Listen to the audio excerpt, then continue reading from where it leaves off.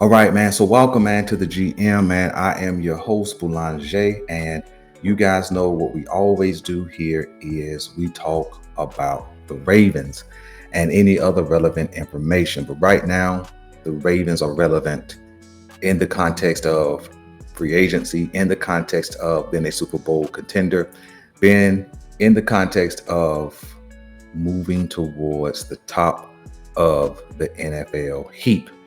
And so let's just get into it, man. Whether you catch this in the live or you catch it in the record, man, whenever you catch it, you are appreciated. You are. Do me a favor, hit subscribe, hit the like button, and hopefully you'll jump into the comment section, even if you don't join a chat, and we can converse about the Baltimore Ravens. So, as of June 18th, the Baltimore Ravens did sign Jaire Alexander, who had been released by the Green Bay Packers on June 9th. Now, honestly, it's probably more of a miracle that he stayed on the street that long. A lot of teams were a little bit nervous about signing Alexander simply because of his injury history. I know that there was some teams lurking. I heard about the Cowboys lurking in the background. I heard about the Carolina Panthers being super interested.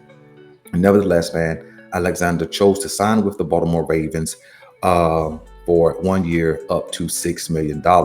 So, based on his talent and the potential for him to put that talent on full display, super bargain of a deal for sure. Cannot deny that. And so, why would he choose the Baltimore Ravens? I have not heard any commentary from Alexander. I have not heard a press conference or when one is scheduled. But just my opinion is that he joined the Baltimore Ravens for two primary reasons. One, the possibility to win a Super Bowl. I think the secondary or sub reason is the relationship with Lamar Jackson and or the opportunity to play with Lamar Jackson. I think that's secondary. Winning always comes first, and then relationship for the most part. And so I think those two things are the primary reasons. But I definitely think Lamar Jackson had a hand in getting him here, recruiting him, convincing him to come on over. And I don't think it was really a hard sale, right? I don't think getting Alexander to Baltimore was a hard sale. Number one, why would he sign? Well, we are a contender, not just for the playoffs, but for a Super Bowl. And if you're in your late 20s and you have not won at a high clip, and you add on that you've had some injuries, you want to put yourself in the best position possible to win. And so I think because we are a contending team, I think that's what you would be willing to select. One of the second reasons I believe that Alexander would choose the Baltimore Ravens is culture. And no matter what we have heard over the past seasons about the medical stuff, the training staff, that kind of thing, the culture in Baltimore as it pertains to the players is top notch. They are connected, they ride for one another, they support one another, and you really don't ever hear anybody throwing blame on one person, no matter what the situation is. Just like you saw Lamar Jackson come to the defense of Mark Andrews once again, right?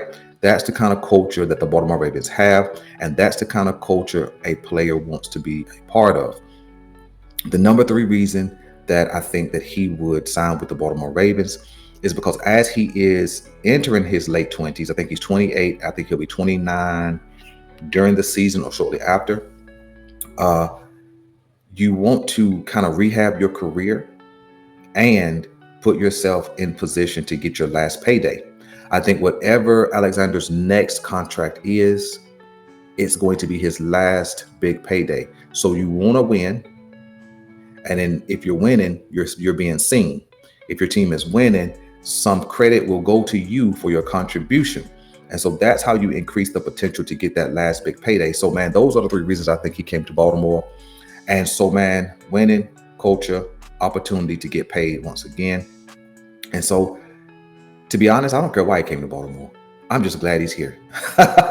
Think about it, man. I'm just glad he's here.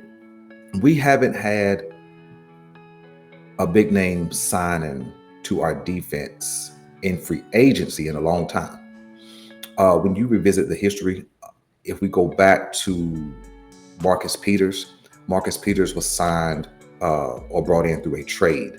When you look at whoever else we signed, like even when you think about it, Marcus Williams signed it, even though he got a huge bag of money, he was not a big name being signed. He did not have the star power. He did not have the Pro Bowls. He didn't have the acclaim as of a Jaire Alexander. Even when we signed the edge rusher from a couple of seasons ago, Clowney.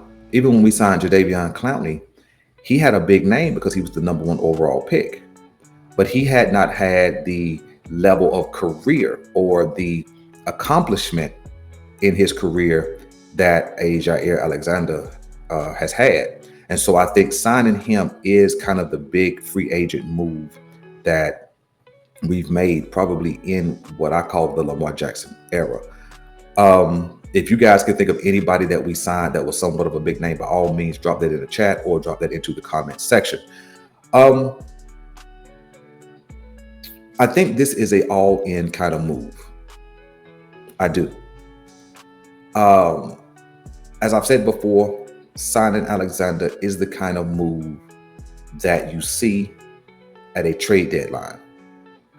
Typically, when you see a team make a big splash, especially a contending team, you see this type of move, this type of addition at a trade deadline where a guy is on a losing team and that team's trying to clear up some salary cap and trying to get some picks. You see this kind of addition when a team's corner goes down, and so you want to make a big time signing, so you make a trade. You typically don't see this type of signing this late in a free agency. But I told you guys prior to the draft, entering April, exiting April, entering May, exiting May, that Alexander was going to be released, right? I had been following the news. And why would I be following something out in Green Bay? Because I wanted him in Baltimore. Now, I don't know how it turns out, okay? But I wanted him in Baltimore. You know, I think that what it's going to do immediately is going to raise the confidence of one person in particular. Who do you guys think that is? It's Zach Orr. Zach Orr already had, let's call it, a B+ defense. Well, Belanger, man, that don't sound too promising. Well, what I call it a B+ defense, meaning the collection of talent on the roster, is because we needed an edge rusher and we added a potential superstar in Mike Green. But we have to wait and see. We have to wait and see what that looks like on the field, right? We drafted Malachi Starks, a long-term answer at free safety, but we have to wait and see what that looks like on the field. We have some guys in place at the interior linebacker position to play along beside Roquan. Trent Simpson, we're still waiting on. Teddy Buchanan, we're going to have to wait and see what that looks like. And so we're still going to have to wait and see. Just based on the roster itself, I give it a B+, right? But we had a question on what type of contribution Awuzie was going to be. Is he or was he an upgrade over Brandon Stevens? Probably, yeah, especially Brandon Stevens from last year, who had some technique issues. But we understood coming in that Awuzie had some health concerns, just like we have some issues that Jaire Alexander has some health concerns, right? But so I thought after all the work that was done this offseason, we were at a B+. And that may be all we need was B+ with the level of talent we have offensively. But now with a signing like this, right? Adding Jaire Alexander puts us up well above an A.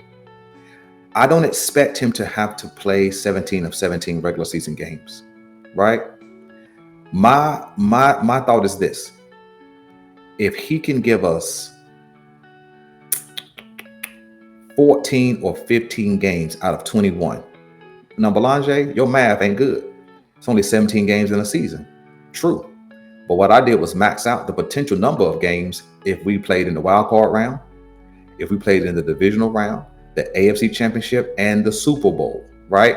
So what I'm saying is if he can give us 14 or 15 of a full 21 games, which means we're in the Super Bowl and playing, that's all we need. Think about it. We got him for 1 year, 6 million, right? Up to 6 million. And so can he give us 13 regular season games and then 4 playoff games? I take that.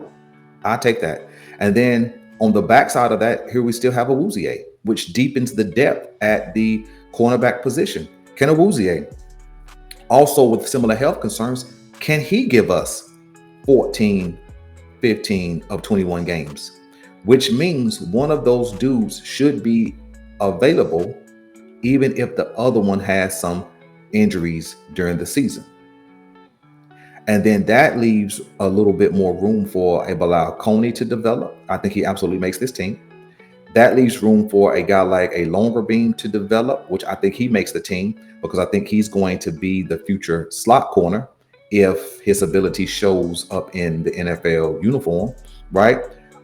Nate Wiggins showed a lot of promise last year. I think that he's going to take another step. And then when you have vets who play a similar position as he, in Alexander, and then also in Awuzie, kind of being a mentor, kind of being a coach on the field to help him grow and develop, I think that spells disaster for other teams. I think that when they put him on the street, that being Alexander, I was hoping that the Baltimore Ravens would not miss this opportunity. Because sometimes, there's good players on the street and we're like, hey man, they need to get him. He's still available. He's still available. And then they just let him walk to another team. And so for us to be able to make this signing says that, one, Bashadi was heard loud and clear, and then two, it's all in. I think that this has to be an all-in type of season, and that's why we're going to have that conversation on Saturday with the conversation about the addition of Alexander included. And so for you guys, here's a question. Is it Super Bowl or bust now? And was it Super Bowl or bust before Alexander was signed? I think so. I think before and after, before the signing, after the signing, it's Super Bowl or bust. I think that we cannot have any excuses this season. We cannot have any excuses. It can't be about injuries. It can't be about continuity. It can't be about learning a new system, because we have all of that behind us. It can't be about, and that's offensively and defensively. We have all of that systematic learning behind us. Now we got to go get the prize.